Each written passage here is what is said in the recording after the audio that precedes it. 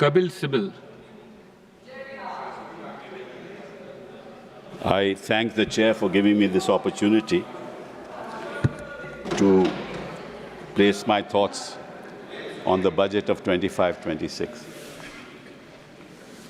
Sir, when a new government comes to power, naturally, the people of India expect that government to give us a vision of what it intends to do in the next 5 years. This government has already had 10 years, and the delivery mechanism has been both slow and inconsistent. But we were hoping that after the 8th budget of the finance minister, we'll get some vision as to what the government intends to do. First of all, before you do that, you have to identify कि हमारे सामने चुनौतियां हैं क्या, तभी हम तय कर पाएंगे कि आगे हमें करना क्या है।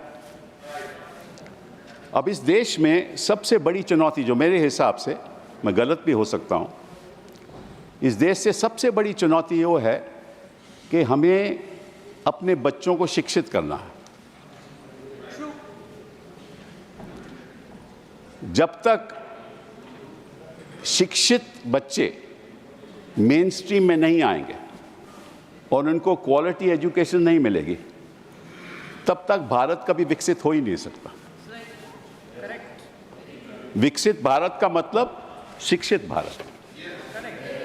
अब मैं आंकड़ों में नहीं जाऊंगा, लेकिन इतना जरूर कहूंगा कि इस बजट में उन्होंने 7% बढ़ोतरी की है एजुकेशन सेक्टर में।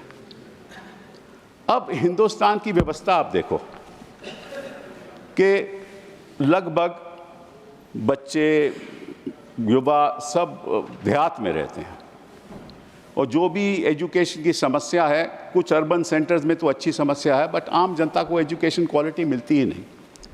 आपको मालूम है कि असर रिपोर्ट का ये रहा, उन्होंने कहा कि भाई जो 5वीं के बच्चे हैं वो दूसरी क्लास के सबक नहीं पढ़ सकते, मैथ्स नहीं कर सकते। चलिए इस बात को छोड़िए, इस बात को आप छोड़िए, इस बात को आप छोड़िए। So the fact of the matter is that we need to have a plan as to how to make our children educated. If you really look back at the history of the world, and especially the European powers, when the Industrial Revolution happened in 1750, two things happened.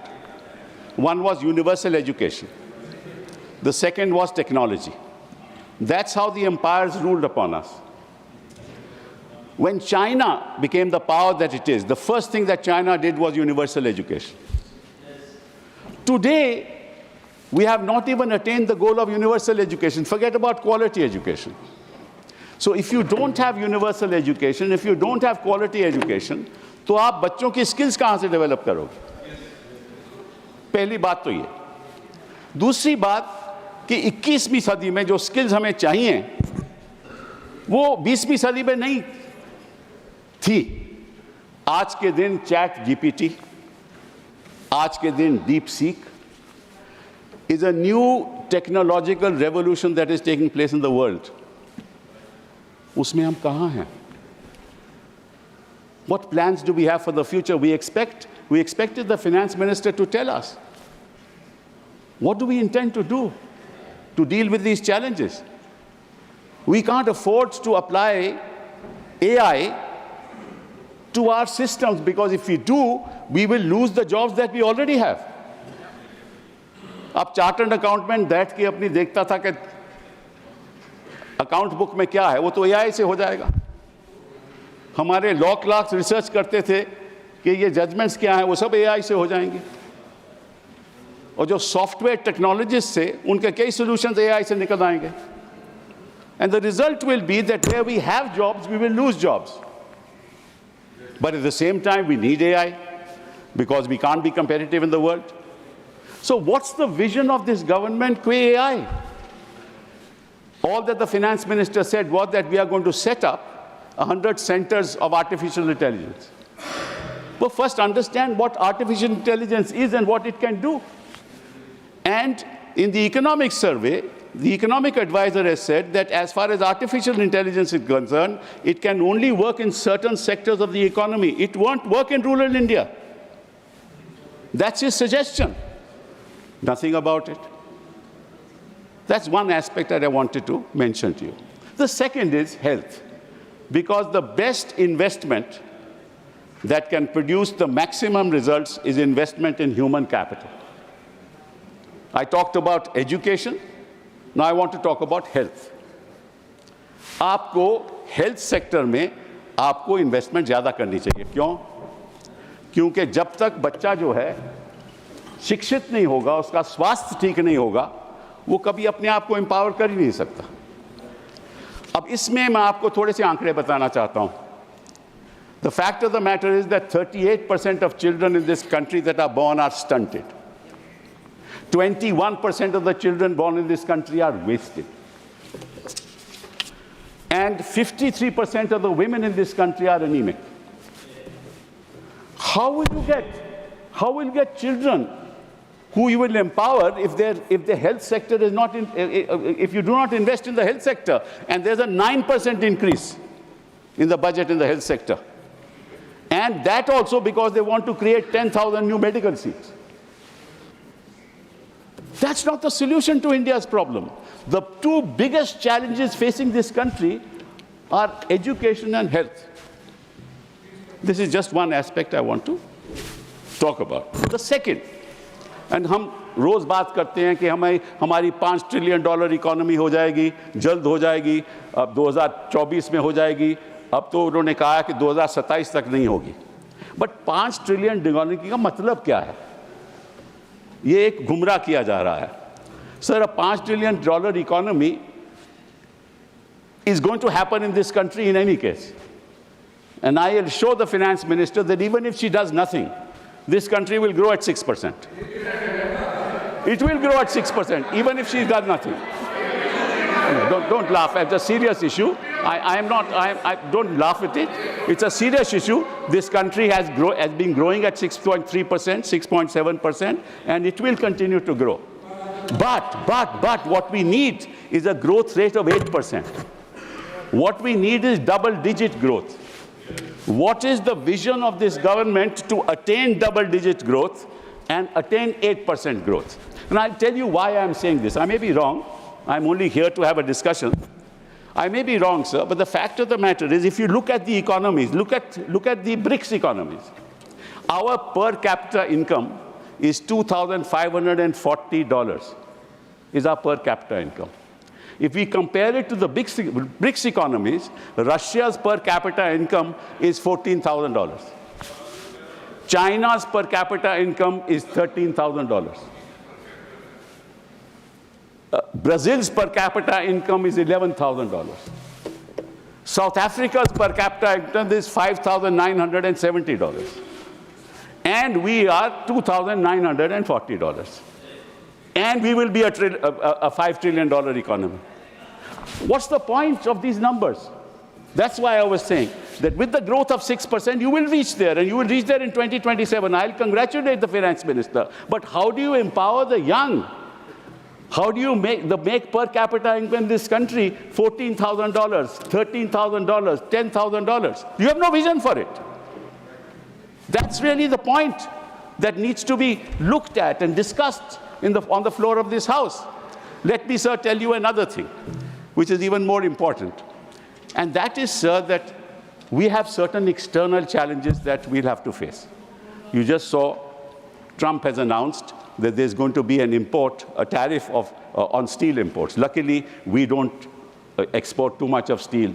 But the fact of the matter is that while the Prime Minister is going to America and will certainly have a dialogue with Trump, there are some imponderables that may happen in the course of time, and as a country we have to be prepared for it. Assuming that you impose a 5 or 10% tariff on software exports. I'm just giving an example. What's the consequence of that on our software industry? Phenomenal. We'll be non-competitive. How do we deal with that problem? Now, these are the issues that I expected the finance minister to deal with in the course of our budget presentation. But we're talking about allocations today. What did the economic advisor in the survey say, sir? I'll just point that out. He said, roll back regulations. Do you see a bit of that in this budget? No rollback of regulation. He said, get out of the way. But you're coming in the way. You're always in the way. Then he said, change your operating procedures. What are these operating procedures? In India, the operating procedures, I'm not saying this. It's in the economic survey that a person is proved guilty, is guilty till he is proved innocent. That's what the economic survey says. I don't say it. He said, change that. Change that to what? That a person is innocent till he is proved guilty. Why has the economic advisor said this to you? Because he knows that the kind of principles that you are following, our big industry is running away. Our high net worth individuals are leaving this country because when you proceed against them, you proceed on the basis that you are guilty till you are proved innocent. Yes. That's a very dangerous trend that is happening in this country. Then, sir, he also said, make our economy competitive and innovative. Now, how do you make your economy competitive? If most of your people in this country are involved in agriculture, and you have a dream of making India a manufacturing economy, and you have proclaimed that we'll contribute, the manufacturing economy will contribute 25% of the GDP. The fact of the matter is that whereas it was 16% of the GDP earlier, it has come down to 15%. 12.9%, my learned friend corrects me. In other words, your manufacturing, the GDP has decreased. Now, if you do not become a manufacturing economy, how will you become competitive? And what has the finance minister said about the budget on that? Nothing. How do you become innovative? You only become innovative if you put money into R&D. The money that is put into R&D in US is $650 billion a year. In China, it's $500 billion a year. And what is it in India? $50 billion a year. Unless you invest in R&D, you won't create. So I just want to give you an example. Take this mobile phone. Now, this mobile phone, actually the hardware is in somebody else's hands, the Europeans' hands. The software solutions are produced by us. Now, the software is sold to the owners of hardware. So that software ownership goes to the hardware company. And then that company allows you to use the phone and charges you for the software. That's what it is. They give you a license fee. All right, you're using my phone, you pay this much. This is what is happening. Sir, I was Minister for Telecom. I asked the telecom industry, what is it in the telecom sector that you manufacture? Nothing. They're service provider. They don't manufacture anything. Your routers, everything is manufactured from abroad. How are you going to become competitive? What's the vision of this government? What's the vision of this government in the finance bill, in this budget, as to how we'll compete with the rest of the world? This is a very serious issue, sir. Now, I'll tell you, sir, there's another thing that I want to mention. That is that he said that now we have to deal with domestic growth. Don't rely on growth through your external exports, because you need to give more money into the hands of the people of this country. And on that, sir, I just want to point out very, very interesting data that, in fact, sir, there are about 8.09 crores in this country people who pay income tax. Of those 8.9 crore people, about 4.9 crore actually pay tax, zero tax. And you are left with 3.19 crore people who actually pay tax. So with 140 crore people in this country, 3.19 crore people pay tax. So give me a few minutes more. Few minutes. Just 3.19 crore people pay tax. Now, of the 3.19 crore, that is 2.2% population of this country. So you can have two inferences on that. एक तो कि कई लोग tax ही नहीं देते, तो पकड़िए फिर उनको, और उनके पास इतना पैसा है ही नहीं कि वो टैक्स दें, तो उनके हाथों में पैसा दीजिए। आपने दोनों चीजें नहीं की। और रियलिटी ये है sir, that 50% of income group spend of income. Thank you, sir. But 2 minutes. Just 2 minutes, sir. 1 minute. 1 minute. Okay, fine. There's a report of 2023 Oxfam report which says survival of the richest, the India story. What does it say? The bottom 50% of income group spends a higher percentage of their income on indirect taxes than the 40% and the top 10% combined. The bottom 50% of the population at an all-India level pays 6 times more indirect taxation as a percentage of income compared to the top 10%. And what do you do? What have you done? You have not given any money to the bottom 50% of the people. So, sir, I'll just conclude now by saying only one thing. Don't sell dreams. Give us a dream. Mr. Chidambaram gave it. Give it to us. Thank you. We want a dream budget. Thank you. We want India to move forward. We will all support you if you have a vision as to when India and how India will move forward. Thank you. And we all hope that that dream budget will come. Thank you.